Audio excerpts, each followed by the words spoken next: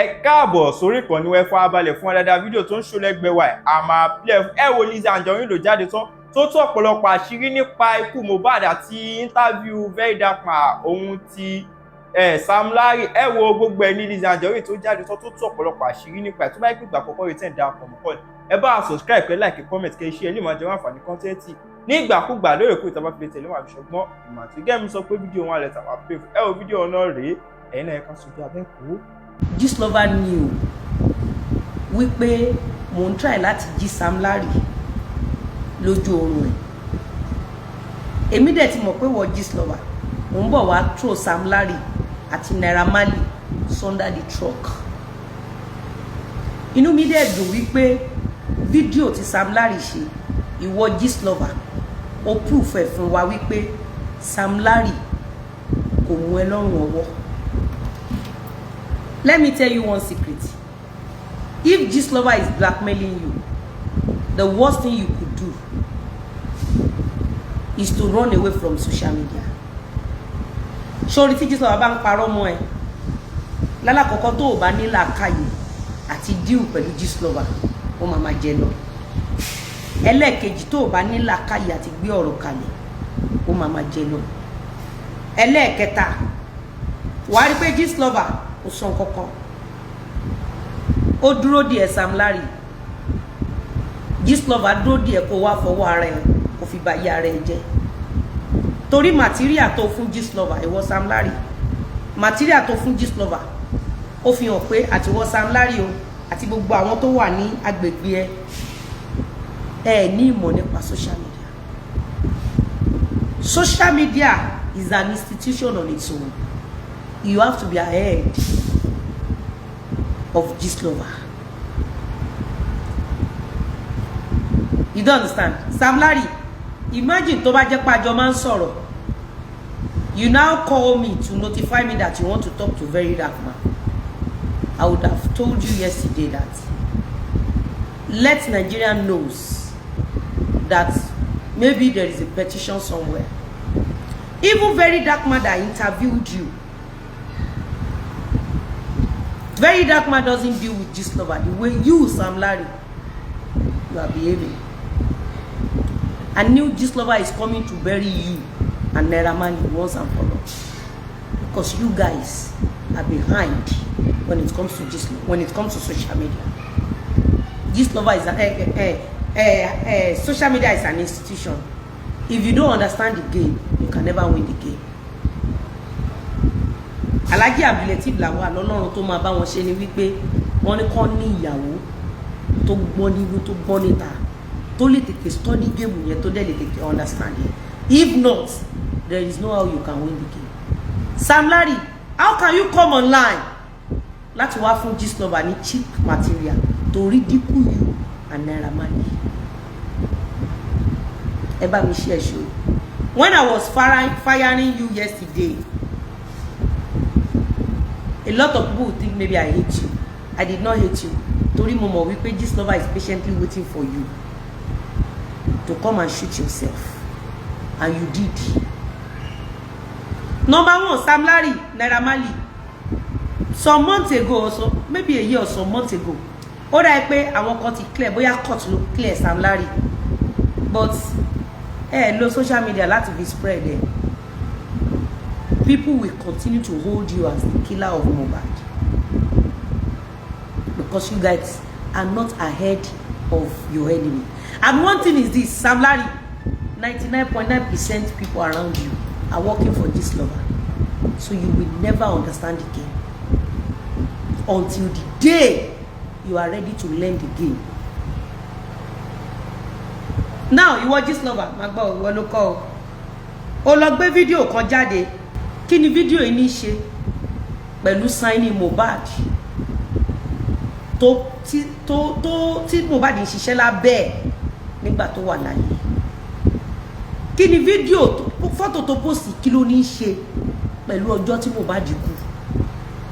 Ọjọ́ wo ni Mohbad kú? Gistlover, if you are not behind this attack on Mohbad in order to force Mohbad out of Naira Marley's entourage, I can authoritatively put my hand on my chest to want Mohbad to leave Naira Marley to come to you. And he did, because you know too much.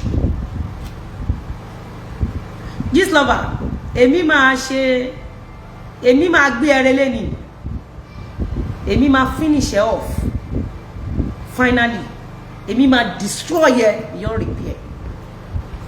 Ó mọ̀ pé àwọn Sam Larry àti Naira Marley wọn ò ní ẹbí tó wà vocal. I am not supporting Sam Larry or Naira Marley, like I said. If they have hands in Mohbad's death, let God judge them.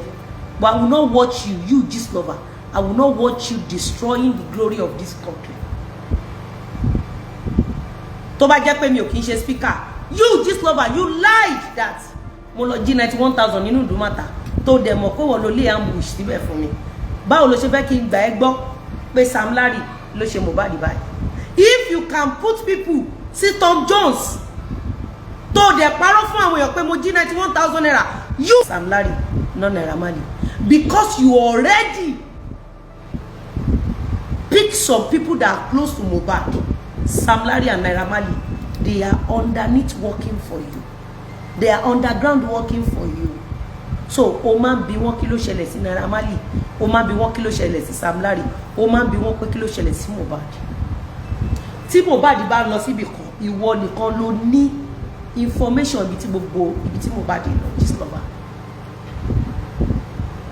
Sam Larry, Naira Marley ló lọ mú Mohbad ló sọ déyàn. Sam Larry ló máa ń gbé Mohbad kiri tó máa ń ṣoore fún. Just lover, àbó ti gbàgbé pé o ti purọ́ mọ́ mi rí pé ọkọ tí Lizzy fẹ́ ló lọ́mọ mẹ́rin. At the end of the day, I realize pé àní kankan nínú ọmọ mẹ́rin.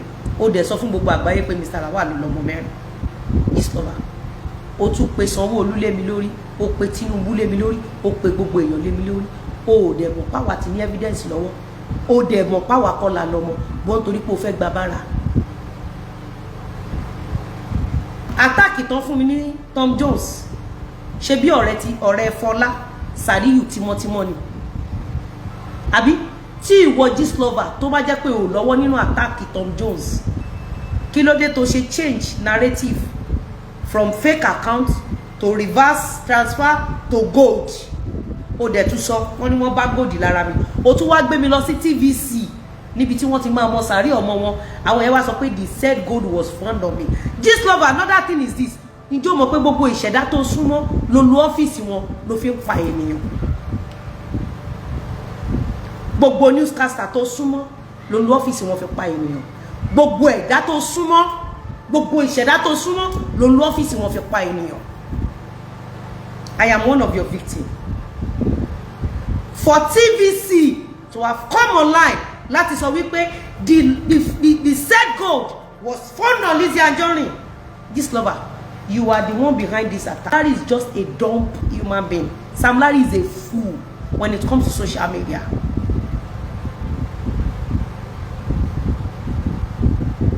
Sam Larry does not know anything and is not ready to learn. Sam Larry needs to quit some businesses and come online to come and learn. Ilé ọgbọ́n lórí social media yìí. Ìwọ Gist lover, àwọn tó bá mú ẹ tó fi lọ dènà dèmí ní Tom Jones, the government should fish you out. You Gist lover, government should fish you out. You are behind this attack. Are you not behind Idumata's attack? Ṣé Sam Larry yàtọ̀ sí Mohbad fún mi another video tẹ́lẹ̀ sọ pé Sam Larry ló lọ attack yín? Tí kò bá sí another video, ìwọ ló wà behind, ìwọ Gist lover ló wà behind attack Mohbad. Ìwọ ló package gbogbo ẹ̀. Ọ̀rẹ́ Sàríyù ẹnu ṣó ṣe bóun ló ṣígèlè lórí mi. Wọ́n video bí wọ́n dẹ̀ send ẹ̀ sí ẹ. The same thing ló ṣẹlẹ̀ sí Samuel, ló ṣẹlẹ̀ sí Mohbad. Gbogbo mọ́ ṣe ń nà Mohbad, wọ́n video ẹ̀, wọ́n send ẹ̀ sí ẹ, ó dẹ̀ ń tọ́jú ẹ̀. Video to provide kí ló dé tí ò ṣe sí lọ́wọ́ Instablog. Àwọn video evidences to provide nípa Mohbad is enough evidence that you, Gist lover, you are behind Mohbad's death.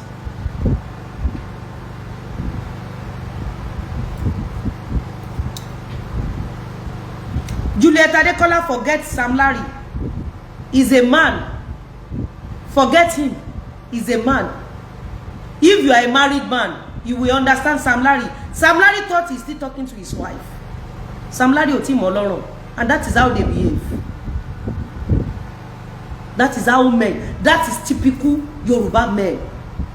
That is why you will see them. They will put one wife in their house. They will bring another one. They will bring another one, forgetting the fact that àwọn obìnrin táwọn ń kójọ ilé pa àwọn. Nínú gbogbo species tó bá wo ẹ̀yà ta ní Nàìjíríà. Nàìjíríà tó bá wo Yorùbá ló máa ń fi ẹ̀mí ẹ̀ ta káìtì jù. Most especially Yorùbá, àwọn ló máa ń fi ẹ̀mí wọn ta káìtì jù. Bí eré ṣé image TV station ṣé kò bàjẹ́ for life? How can a whole TV station? Tẹ́ bá dé wo TV station. Àbí ṣé bon feature lọ́dọ̀ Adotoshi. Amebo Gistlover failed that place. Ó ṣe jẹ́ pé crime yẹn ni TVC sọ wípé the said gold was found on Lizzy Anjorin. Adotoshi Gistlover. Anybody tó bá sọ pé òun ò mọ Gistlover, òun wá Gistlover. Gbogbo orí burúkú tó ṣe lórí social media fún àwọn ọmọ ọlọ́mọ á ṣẹlẹ̀ sí wọn tọmọtọmọ wọn. Nigerians, listen to me. This is where you can listen to the truth. This is Chief Mrs. Lizzy Anjorin, not just a chief. This is I Chief Mrs. Lizzy Anjorin. Tó bá gbọ́ pé mo lọ sí station. Excuse me, they may take me to station because I'm defending myself. Tó bá gbọ́ pé wọ́n gbé mi lọ sí court. They may take me to court because I'm defending myself, but not on blackmailing people. Not stealing from people. Not doing bad to people. Ohun tó bá mú TVC láti sọ wípé the said stolen gold was found on Lizzy Anjorin. Ẹ̀dẹ̀rí connection TVC pẹ̀lú Adotoshi Amebo Gistlover as a den.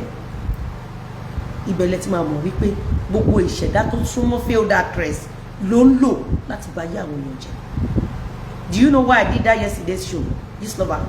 Because I don't want people to compromise Mohbad and Naira Marley and Sam Larry's case. I want the government to know that we are fully aware that Sam Larry and Naira Marley are having petition with them. Nigerians are fully aware.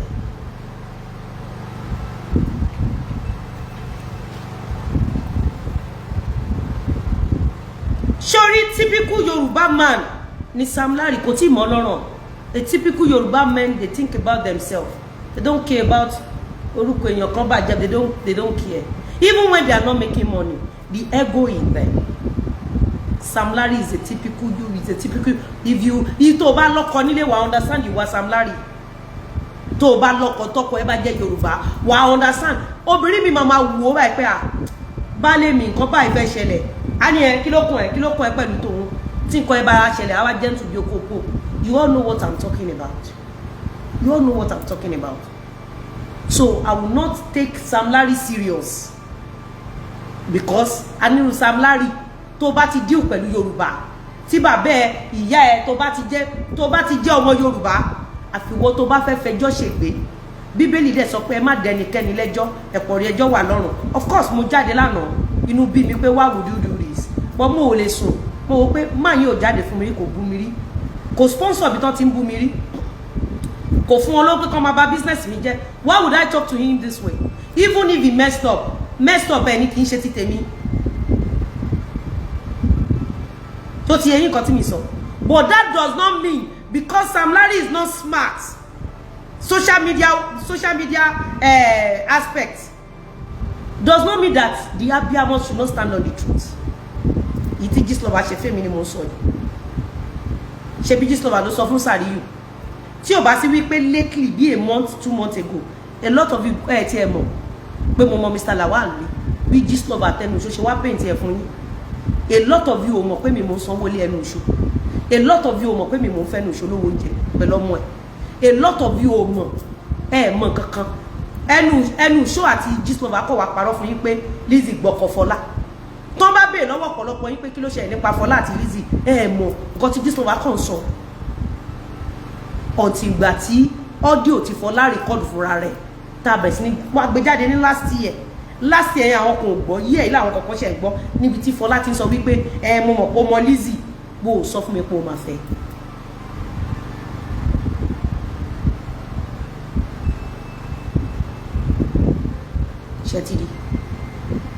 Shetty, Yemesho VDM has posted a voice note of Sam Larry and Zlatan where he confirmed that it was the media that caught and joined the video. Good. Sherry, ẹ̀yin abiyamọ tẹ́ ń wò mí, ẹ jẹ́ kí VDM kó máa fún wa ní evidence.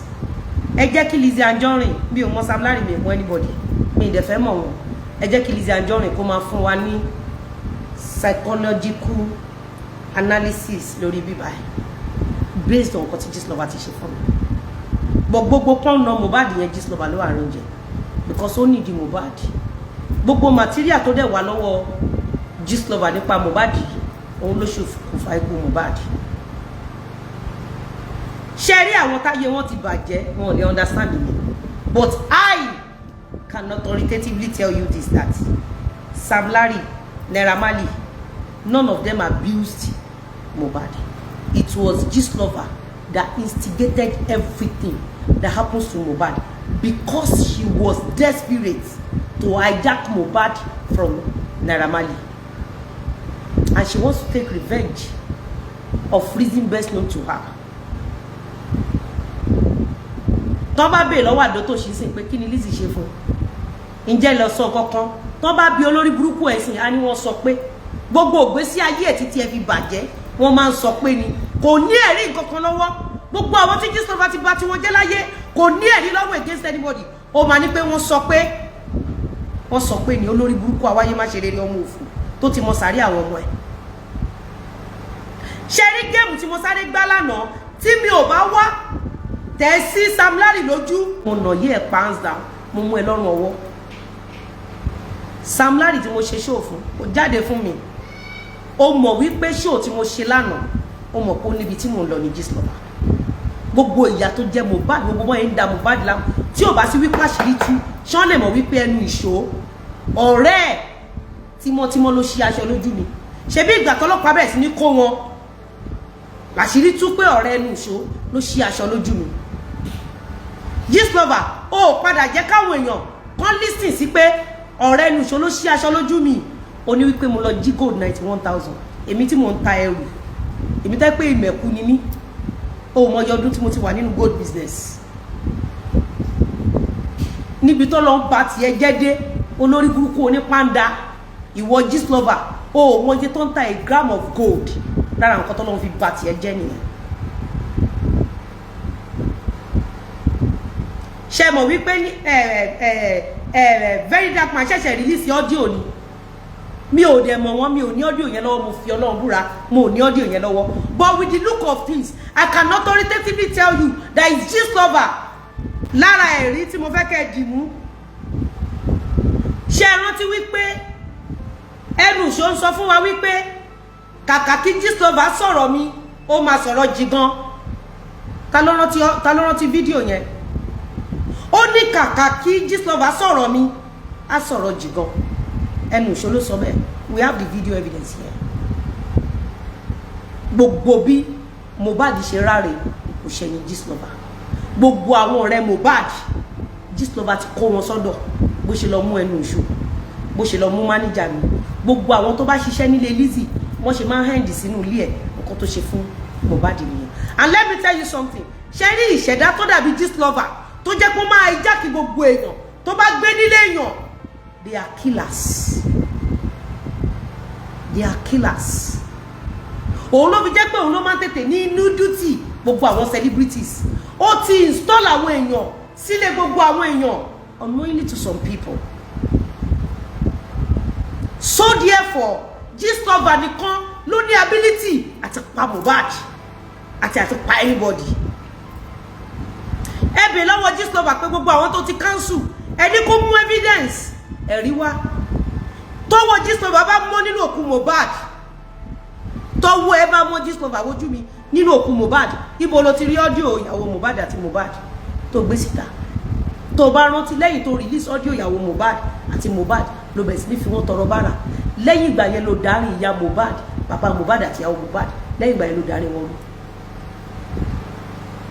wọn jà. The wife, the father and the mother, they were like this. The moment you release the audio, just lover, if you are not behind the death of Mohbad, why did you release the audio after the death of Mohbad? Why can't you release all these evidences before the death of Mohbad? So apparently, logically, psychologically, you purposely hold all these evidences. O de yanjú ọmọ yìí. O wá fẹ́ fi òkú ẹ̀kọ́ innocent people lọ́rùn. Jẹ́ ká assume wípé ọjọ́ tó ń fọ lórí ló kú. Ṣó lè fún wa ní video evidence ibi tí Naira Marley pé Nigerians wọn ò fọ́ fún VDM. Which Nigerians? Ṣé àwọn èèyàn 500 tó comment ọdún ẹ̀ ní Nigeria bẹ́ẹ̀ ló lórí burúkú àwáyé má ṣe rere ẹ̀ tó sọ fún wa pé àwọn ọmọ ẹ̀ tó máa gbé sí tẹ́ni tí bá ṣẹlẹ̀ Nigeria. We are not part of you, just lover, go and get a life. We are not part of you. We are not that Nigeria of Apomolekunjaye. Now you, just lover, what is the reason behind this video you posted if you are not guilty? Just lover, what is the meaning of this video if you are guilty? That is why I was telling Naira Marley, I was telling Sam Larry yesterday that Sam Larry should post all the petition against you. Injo sọ fún wa pọwọ palabe ẹsẹgi o sọ fún anybody now o wá fẹ́ mú video eléyìí o fẹ́ fi cover wọ palabe tó ṣẹ́gi o máa ráre kú ni o máa ṣẹ̀ṣẹ̀ kú ni àdàbí tọ́wọ́ ẹ bá mọ́ mi ò tí rí apànìyàn tó ẹ rí. You are extremely evil and wicked. This lover. Last week you posted my husband's phone number. Oh, demo pa Alaji o lo phone number yẹn mọ́. Oni kan lọ máa pe Alaji. Àwọn ọmọ tó oni kan lọ máa pe Alaji. Tí ọlọ́pàá bá bẹ̀rẹ̀ sí ní ṣá àwọn ọmọ yẹn. Ó máa ṣorí burúkú tọmọtọmọ ní this lover. Ó máa mọ sáré gbogbo ọmọ ẹ̀. You are too evil.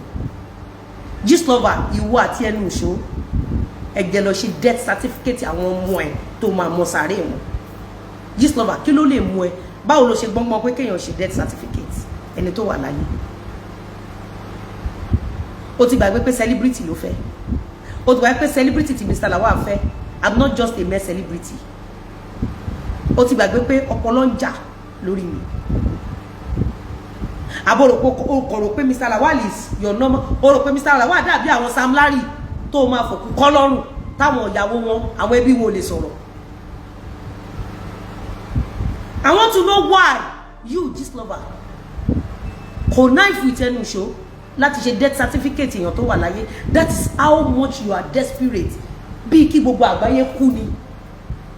Mi ò dẹ̀ blame ẹ. I blame the government.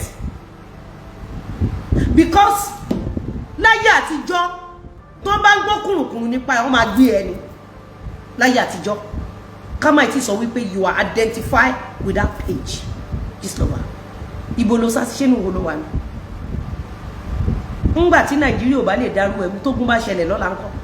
Báwo la ibẹ̀ survive ní Nàìjíríà? Mo ń béèrè pé ńgbà tí Nàìjíríà bá fail láti múrù wọ ìbànújẹ́ ló dẹ̀ jẹ́ wípé tribe Yorùbá ni ẹ́ níbi tó ṣorí burúkú dé. Orí pé everywhere wà at peace. Ìtumọ̀ ni pé olórí burúkú àwọn ẹ̀ má ṣe rere ẹ̀ Gistlover tó máa mọ sàárì àwọn ọmọ ẹ̀. You are behind all the attacks. You hit from destroying people. Nobody ká pa Sam Larry ọmọ èèyàn tó ti pa ni. Ṣé Sam Larry ló gbé nudity nice jáde? Àbí Sam Larry ló gbé nudity Tiwa Savage jáde? Sọ fún mi iye ẹ̀dá tí Sam Larry ti pa bí wọ́n Gistlover ṣe ti pààyàn. Sọ fún mi. Sọ fún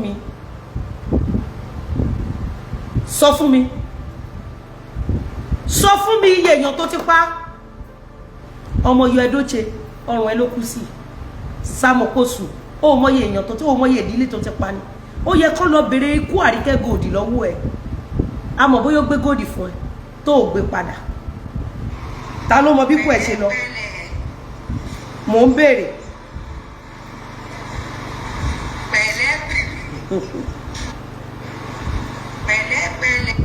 Ta ló mọ bí kú Àríkẹ́ Gold ṣe lọ sọ mọye èèyàn tó ti pa ẹ́? tó ti pàdánù. You are exposed. Ó lè sọ̀rọ̀, ìyáláyé ò lè sọ̀rọ̀ láti bí ijọ́ mẹ́ta. Ìyáláyé ò lè sọ̀rọ̀. Ó wá fẹ́ throw Sam Larry àti Naira Marley under the truck. Kò ń ṣe níbí báyìí. We are Nigerians. We have brain. We are not mofos like àwọn ọmọ olórí burúkú tó ń kó kiri tó ń brainwash.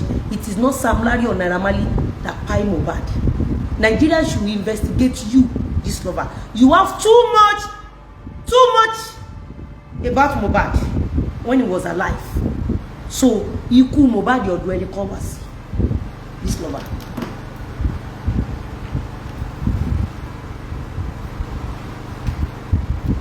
Ikú Mohbad Insta blog igbó ní tó ní lọ́wọ́. Kò sí blogger kankan tó ní nǹkan tó ní lọ́wọ́ nípa Mohbad. Àbí ìwọ nìkan ló máa ní much nípa every family, because ó ti ní àwọn èèyàn tó máa ń fi sínú ẹbí yẹn. Wàá ti ní enough evidence tí wọ́n bá ti wá kú tán wàá wá gbé òkú yẹn wàá lọ fi kọ́ innocent person lọ́rùn. This lover, let's talk about Mohbad signing as àtijọ́ tó kú. We don't need Sam Larry and Naira Marley here. We did not need Sam Larry and Naira Marley in Mohbad's death conversation. We need people that was with Mohbad the day he died, and we need people that took Mohbad abroad when he was alive. Those are the discussions we want to entertain.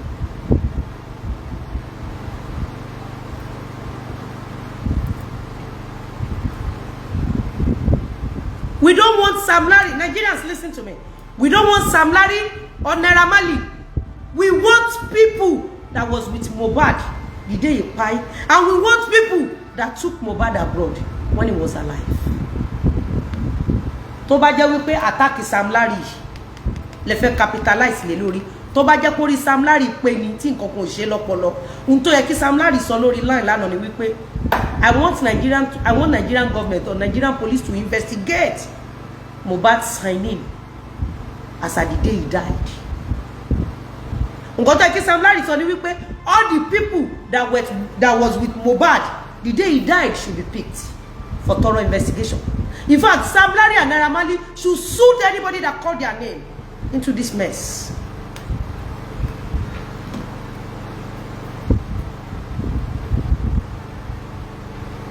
Èmi àtàríkẹ́ jọ wá sìn. Àbí gist lover, ó wá gbéyàn sínú ilé wa kó máa secret record mi. Mo wá gbá Àríkẹ́ létí. Àríkẹ́ wá kúrò lọ́dọ̀ mi. Àríkẹ́ wá lọ for 2-3 years. Àwọn ọ̀tá Àríkẹ́ lọ wá kú. Ó wá ní kó wá sọ́dọ̀ àkọ́bí ẹ tó ti gbé sin.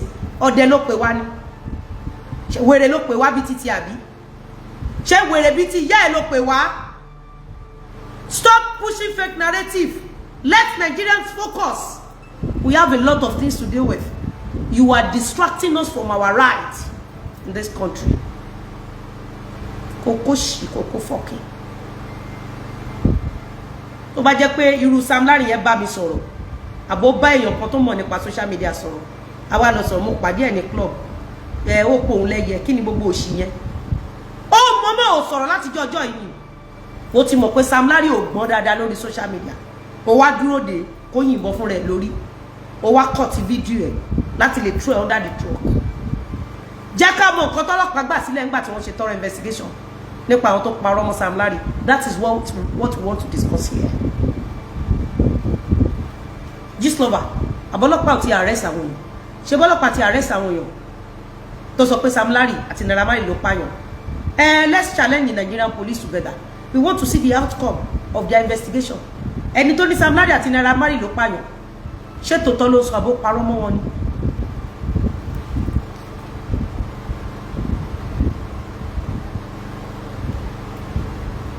Badalo. RIP, gist lover. Ẹ jẹ́ ká mọ̀ the investigation so far. Nigeria wants to see it, and I'm using this opportunity or this medium to tell whoever in charge of Naira Marley and Sam Larry petition, Nigerians want to know. Ṣé tòótọ́ ni Naira Marley àti Sam Larry ló pa Mohbad? Àbáwọn tó parọ́ mọ́ ti jẹ́wọ́. We want to know. Just love ọmọ nǹkan tó ń ṣe náà, ọmọ pé show mi àná yẹn, ọmọ pé wake up show ni. Let them continue to flag.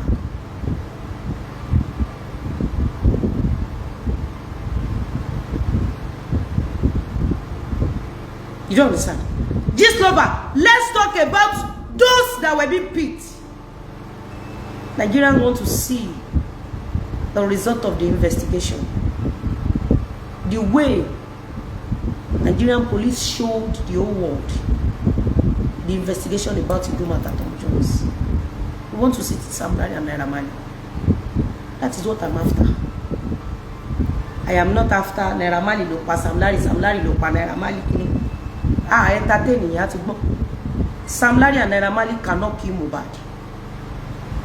People that need to be investigated are those that was with Mohbad and the signing of Mohbad. Those are the people we should entertain on cyberspace. So go and save your Uriburu. Or the to back on the call story Sam Larry lórí page a Roma pọ̀. But look at the comments. O drop pani. O drop Kosika. Now continue to stand. Sam Larry and Naira Marley, these two innocent people are not behind Mohbad's death. The suspects are the people behind or within the house. Lọ́jọ́ tó kú àtàwọn tó gbé travel. Gist lover, why are you protecting àwọn tó gbé Mohbad travel? Are they your family member? Do you know them? Let Nigeria investigate them now. Let police investigate them. If you guys are not hiding something from the public, why are you hiding those that took Mohbad abroad? I don't know them. I don't know, maybe he even traveled. Allegedly that Mohbad traveled. If truly Mohbad traveled, let Nigerian government or Nigerian police or the necessary office pick up those that travel with Mohbad, not Sam Larry or Naira Marley that Mohbad has left for a very long time. Am I communicating?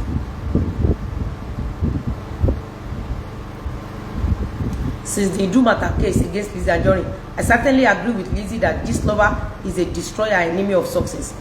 Say using this site. Ṣẹ́ni tó parọ́ mọ́ mi pé mo jí 91,000.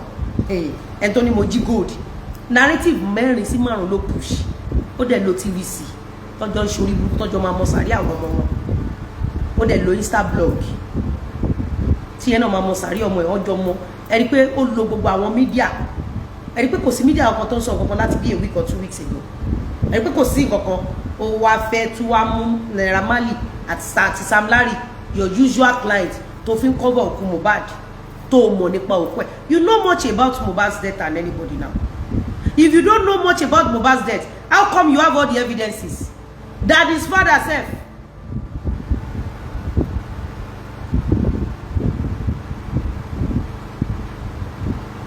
That his father. You want to voice ìyàwó ẹ̀, you want to voice titi ẹ̀, you want to release the voice. You want to ṣe gbogbo ẹ̀. Gbogbo nǹkan tó wà nípa Mohbad kò sí lọ́wọ́ any blogger.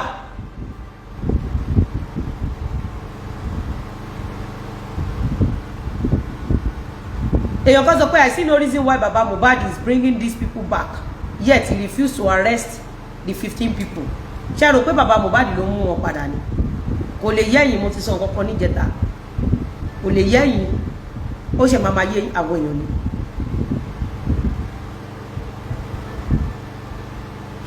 Sam Larry is a young guy of 34 years. He's a man, according to someone. He was about 3-4 years older than Mohbad. Marley is older than Sam Larry. He just has a big structure. Really? I don't know. I don't know much about these people. But me confess just not back pa one me money. I see now reason why Baba Mohbad kọ́ ló ń sọ̀rọ̀. Nǹkan kan ti ṣẹlẹ̀, omi ti tẹ̀ ìwọ̀n gbí lẹ́nu. Baba Mohbad kọ́ ló ń ṣiṣẹ́ yẹn.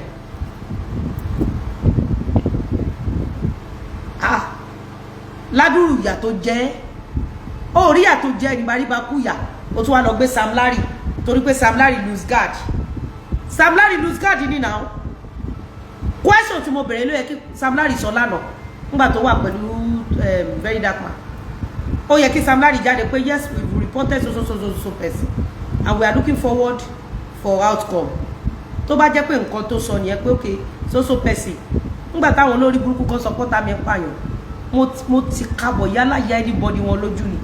go to anywhere in the world máa mẹ́rin mi sílẹ̀ n tó bá ti mú ẹ tó ní ẹ̀rí tó fi lọ́ta mi pààyàn tó ló fẹ́ polówó ọjà ìwọ gan pààyàn ẹ kó fọ́kì Sam Larry and Mohbad and Sam Larry and Naira Marley does not belong to that group. Sam Larry and Naira Marley has never come on social media to destroy anybody's business. These people have never stalked anybody. These people have never destroyed anybody. Lè bá Sam Larry kó lọ polówó ọjà bí tó ti ń pààyàn. Ẹ wá fi àwọn tó ń pààyàn sílẹ̀. Ẹ wá lọ ń bá Sam Larry tó ń ra kéèkì fún Mohbad tó ń tọ́jú Mohbad. Ẹ lọ bá Naira Marley tó lọ mọ́ káfíńtà tó sọ́ déyàn. Ìwọ olórí burúkú Gistlover tó máa mọ sàárì ọmọ ẹ̀. Níbo lo wà ń gbà tí Naira Marley lọ mú Mohbad from nothing tó sọ di somebody. Àwọn tó bá kún ẹ lọ́wọ́ fi máa bá Naira Marley láyé jẹ́ wọn ò ní rí oore gbà tọmọtọmọ ebi ló máa pa wọ́n kú. Wọ́n máa ṣorí burúkú tọmọtọmọ wọn ni. Naira Marley has done well. He has helped Mohbad. Unknowingly to Mohbad as a young boy, tí kò kí ń fọ̀rọ̀ lọ bàbá ẹ̀, ó ti kó sọ́wọ́ Gistlover. Unknowingly to him. Gistlover ó dẹ̀ ti máa ti lọ ọmọ yẹn toró ní too much evidence lọ́wọ́. Gbogbo èrò ọkàn Gistlover náà ni pé tóun bá ti yanjú Mohbad, evidence tó wà lọ́wọ́ òun wà lè fi kọ́ Naira Marley àti Sam Larry lọ́rùn. Because ìwọ àdótòṣì, if not for that reason, why are you bringing all those evidences after his death? Why not bringing it before his death? You, Gistlover, you push narrative. O bẹ̀ ní parọ́ mọ́ yàwó, o léèyàn kan ló lọ́mọ. Àbí? O mọ èèyàn tó ti rán lẹ́wọ̀n ni. O mọ èèyàn tó ti rán lẹ́wọ̀n. Àwọn tó lọ bẹ́ẹ̀ sọ pé èèyàn kan ló lọ́mọ, èèyàn kan o mọ èèyàn tó lọ sẹ́wọ̀n nínú wọn ni. Ó dẹ̀ ṣe kíní yẹn tó dẹ̀ wá sápamọ́. Ìwọ ló máa ṣògùn àrìnà kò fáyán. Ìwọ ló máa pe áyán, ìwọ ló máa pẹ́ díyẹ. Wà pé áyán wà dẹ̀ tún ṣògùn àrìnà kò fún gbogbo wọn. No, ikú Mohbad ìwọ Gistlover ní kan béèrè lọ́wọ́ ẹ̀. Who gave you those evidences? Tí ìjọba bá mú ẹ Gistlover, government are not looking for you. Àwọn èèyàn ń ṣèpolówó lọ́wọ́ ẹ. Àwọn kan lè wà tó jẹ́ pé àwọn representative ẹ àbáwọn kọ́kọ́ ló rán lọ sílé DJ Tamisi. Àwọn kọ́kọ́ ló rán lọ síbẹ̀. Kò sí bó ṣe bá wọn communicate. Let government pick all these people. Gbogbo information tó release pa Mohbad. Kíkára àwọn tó fún ẹ. Then we can know who killed Mohbad. Not Naira Marley, Sam Larry. Imagine if it is Sam Larry that even fight that boy. Ẹ guilty, ẹ rí pé nonchalant kò tí ẹ rí rò.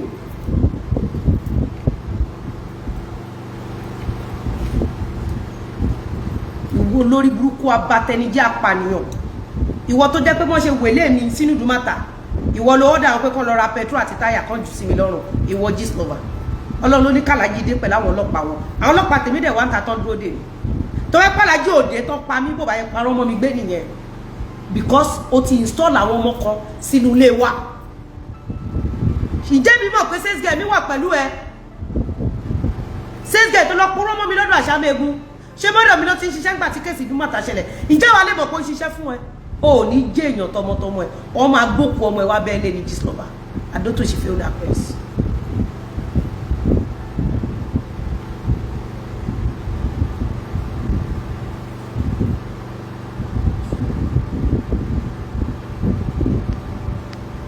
Èmi máa finish ìyá ẹ.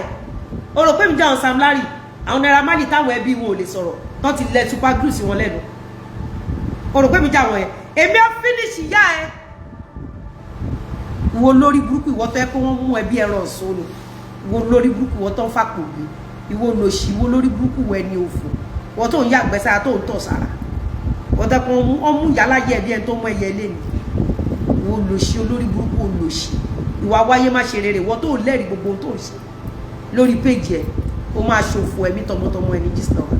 Èmi máa finish ìyá ẹ̀ nígbà tí o ṣe kórí mi burú o ní too much information lọ́wọ́ máa lọ gbé Sam Larry àti Naira Marley àwọn olófún ẹ ní information yẹn information tó ń fún wa pa Mohbad àwọn olófún ẹ kò ń ṣàwọn tó install sínú ìgbésí ayé Mohbad kọ́ máa bẹ́ẹ̀ monitor ẹ̀ kiri nítorí pé o fẹ́ gbà lọ́wọ́ Sam o fẹ́ gbà lọ́wọ́ Naira Marley o gbà lọ́wọ́ Naira Marley tó lọ yanjú ẹ̀ o lọ yanjú tó wá fòkú ẹ̀ kọ́ Naira Marley ó máa ṣòfò ọmọ ni Gistlover.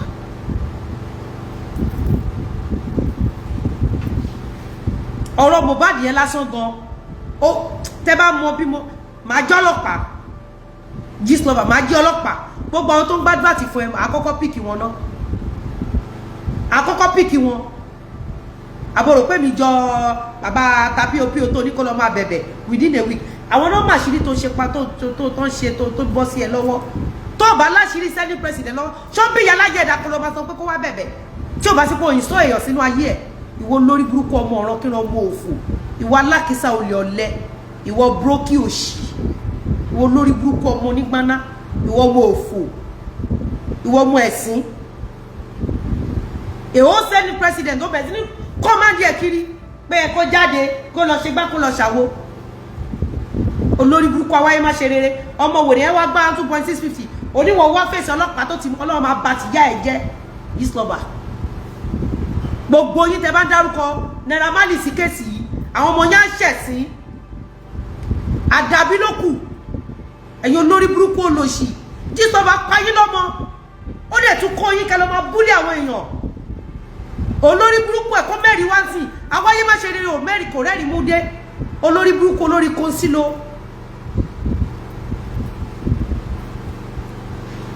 gist lover ìwọ ló yẹ kó bèrè kú Mohbad lọ́wọ́ ẹ̀ because everything around you speaks volume you were so desperate about àwọn olórin àtàwọn promoter because you have an option àwọn olórí burúkú tó súnmọ́ ẹlẹ́ni àtàwọn olórí burúkú tó máa mọ sáré wọn tó ń gbé kiri tó pè lọ́mọ ṣọ́ perfect ju Naira Marley lọ ni àti Sam Larry dídà ló dà lọ́mọdẹ́gbẹ̀ ọlá pé Sam Larry àti Naira Marley ò léèyàn nínú ẹbí ni tó lè finish yá ẹ̀ bí Lizzy Anjorin ṣe finish ó máa ṣòfò ọmọ ni òun káṣù eléyìí òun búdí eléyìí wọ́n tó pamọ́ mi olómi jalè nídùúmọ̀tẹ̀ mi èmi tí mo ta gold èó mi èmi bá pé mi ò kí ń lo ṣẹ́ wẹ́wẹ́ pé ẹ̀ rírun nǹkan báyìí lọ́rùn mi gan bó lè wà ó ní kílò bóyá kéré tó ó ní kílò bẹ́ẹ̀ ráwo lọ́rùn mi ó ní kílò òun rèé bó bóyá fọ etí mi àwọn kílò ni òòrọ̀ ọwọ́ mi lọ́wọ́ èmi ò ìwọ olórí burúkú táyé ẹ bàjẹ́ ní olóṣì ológo costume nígbà tó lórí burúkú ọmọ ètò tẹ gram of gold ìwọ gist lover ló command wọn ní Tom Jones ó ní kàn lọ ra petrol àti táwọn oníkan jù sọ́ta mi lọ́rùn the same thing you pa Mohbad ìwọ ló sọ structure irú ikú tó pa Mohbad kọ́ bí ẹ lè rè hospital tó náà gbé lọ kọ́ bí ẹ lè rè nǹkan tó fi tẹ́lẹ̀ níbẹ̀.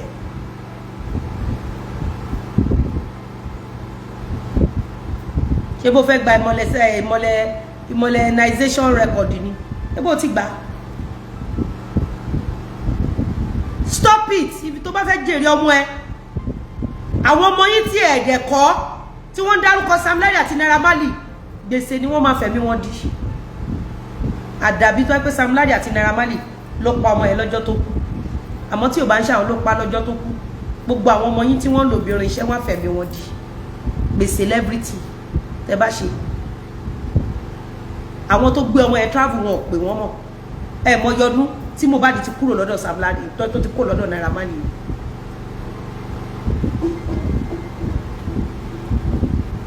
ó lè jẹ́ pé ìyá Naira Marley ní dangbara ṣókò bí Lizzy nígbà tó fẹ́ ṣọ́kú ṣé bó fẹ́ bọ́kọ́ mi try ẹ̀ àwa ń fi ìyá láyé ẹ̀ tajà lọ nínà lórí burúkú olóṣì awáyé má ṣe rí olè ọ̀lẹ alápá má ṣiṣẹ́ ìwọ tó jẹyàn ìwọ tó jẹ kankan ìwọ tó mọ̀yàn ṣé bí sítórì àwọn èèyàn ló má fi ń dì wọ́n lọ́wọ́ mú wọ́n bẹ̀ ṣe ayé èèyàn yamayama